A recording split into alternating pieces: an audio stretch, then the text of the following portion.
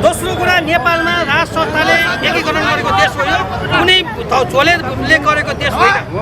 अर्को कुरा नेपाली जनता एक ठाउँ उठेर राजा ल्याउने हो। सुन्नुहोस् है सर,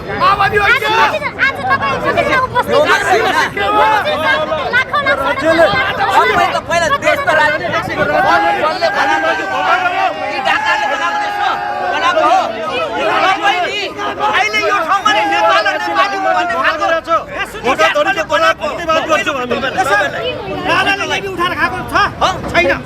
तर यो दल लेबी उठाएर दल कति दिन पाल्ने हामी नेता बनाएर नेपाली जनता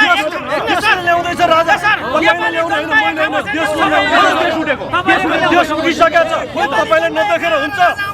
महाकाली उठ्याएको छ, तपाईँ इतिहास खोलेर हेर्नुहोस्, लाखौँ जनता उठेको हेर्नुहोस्।